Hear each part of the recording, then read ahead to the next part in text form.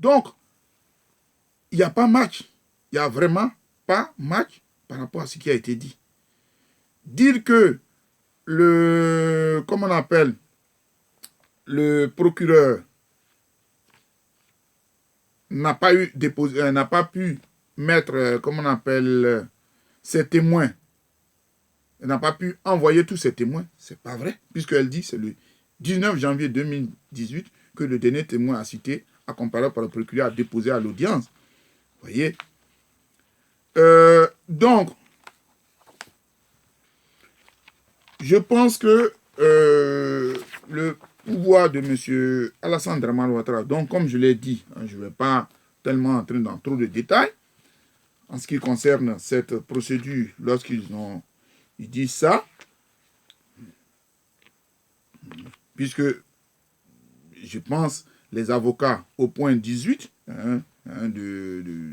il dit la procédure d'appel permettra au procureur de parachever la présentation de ses preuves et en produire éventuellement de nouvelles. Bon, je ne sais pas quelles preuves, puisqu'il est mentionné que le procureur n'avait plus la possibilité de déposer quoi que ce soit.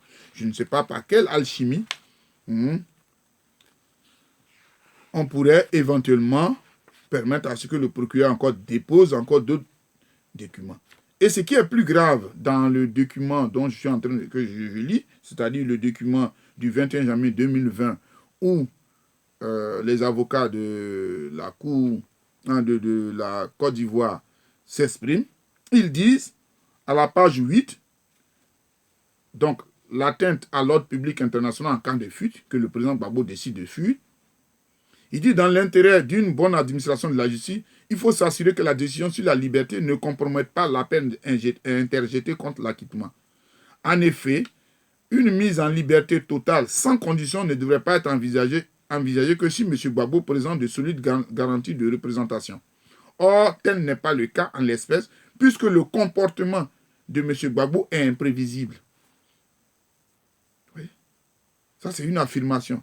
Et la gravité... Bon, je ne sais pas. Quel est le comportement du président? Ont-ils des éléments pour étayer ce qu'ils avancent?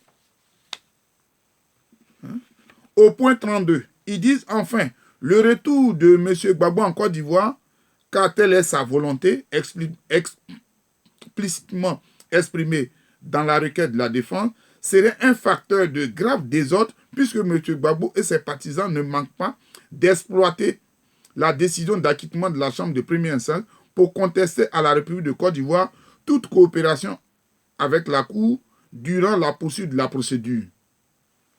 On ne comprend pas. Donc ici, en fait, dans ce document, ce qui apparaît, c'est que les avocats de l'État de Côte d'Ivoire, mandatés, disent que le président Gbagbo doit rester apatride. Puisque pour eux, s'il vient en Côte d'Ivoire, il y aura d'après eux trouble. Et ils vont défier l'autorité de la Cour. Je ne vois pas comment cela puisse être. Ils disent son retour en Côte d'Ivoire sans que l'affaire n'ait été définitivement jugée. Ça veut dire quoi? Ce sont des personnes qui ont été acquittées. Replacera la Côte d'Ivoire dans la même situation trouble que celle qui avait motivé la saisine de la Cour. Et il continue donc au point 33, c'est un risque que la Cour ne peut pas prendre dans l'intérêt de la paix, la sécurité et le bien-être du monde, tel que figure dans le préambule du statut de Rome. La paix, la sécurité et le bien-être du monde. Donc, le président Gbagbo est un dangereux monsieur à telle enseigne que s'il vient en Côte d'Ivoire, toute la paix, c'est-à-dire la sécurité, la paix dans le monde sera troublée. C'est quand même un peu...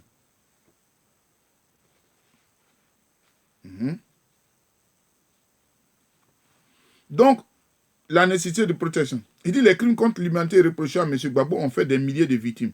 Plus de 700 victimes ont été admises à participer en première instance et 50 victimes additionnelles ont été autorisées à participer à l'appel. Cela s'ajoute à d'éventuelles nouvelles auditions de témoins dans le cadre de la procédure d'appel. On ne comprend plus là. On refait un nouveau procès ou alors on s'arrête là. On a demandé, il a été demandé au procureur si elle avait d'autres témoins. Elle a dit non, c'est le dernier. Elle a fait passer 82 témoins. Le procès a duré 231 jours. Lorsqu'elle a fini de déposer, c'est ce que dit la juge Herrera. La juge Herrera, qui est dissidente, c'est ce qu'elle dit. Elle ne dit pas autre chose que ce qui est là. La juge Herrera. Je vais rappeler un peu ce qu'elle dit. Où est son document? La juge Herrera, elle ne dit pas autre chose que ce qui a été dit. Voilà. Je vais reprendre mon document du 15. Que nous dit-elle? Elle nous dit, elle rappelle le sens de sa dissidence.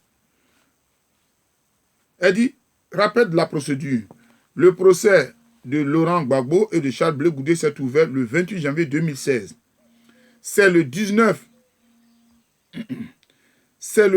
janvier 2018 que le dernier témoin cité à comparaître par le procureur a déposé à l'audience. Donc c'est le procureur qui dit, bon voilà mon dernier, on n'a pas obligé. Le 19 mars 2018, sur instruction de la Chambre, le procureur a déposé un mémoire de mi-parcours livrant un récit détaillé de la cause de l'accusation et des éléments de preuve présentés à l'appui de cette cause. Le 23 avril, les deux équipes de la défense ont déposé leurs réponses respectivement au mémoire de mi-parcours. Le 4 juin, la Chambre a rendu sa deuxième ordonnance relative à la conduite de la procédure.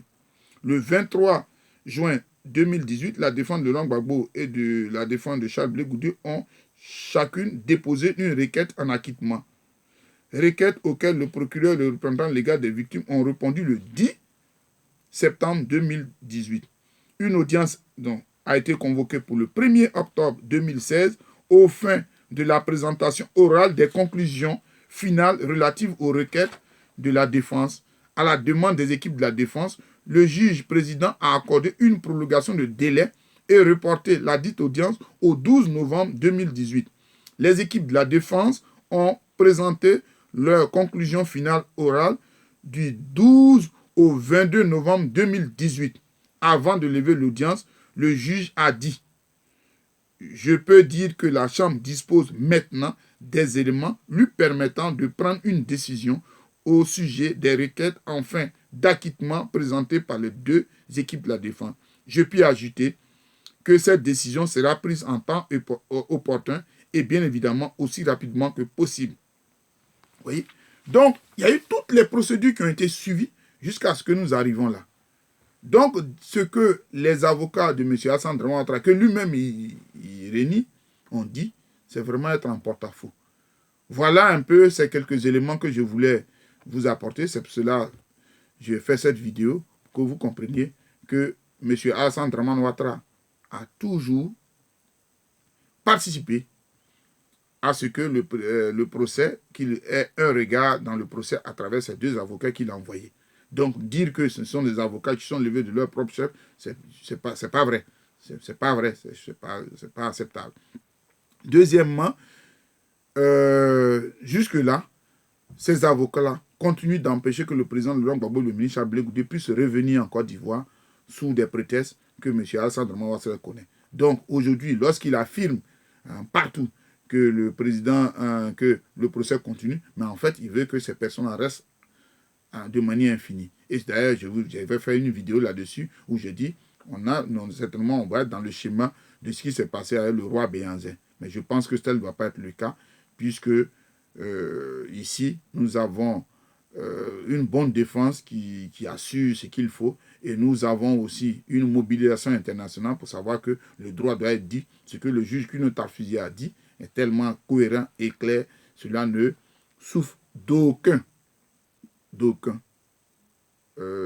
problème pour que véritablement il n'y ait pas un acquittement dans les temps qui arrivent. Puisque j'ai appris, puisque j'écoute, que maintenant le procureur ne veut plus poursuivre le dossier ou comment ça se passe. Elle veut si simplement retirer son dossier pour que nous passons, au lieu d'un acquittement, à un non-lieu. Voilà un peu ce que j'aurais appris. On attend la confirmation. Donc, vous pouvez aller sur le site de la CPI. Tous les documents dont je vous ai parlé existent. Allez les chercher et faites-vous votre opinion. Je vous souhaite une bonne journée et à très bientôt. Merci. Merci et merci.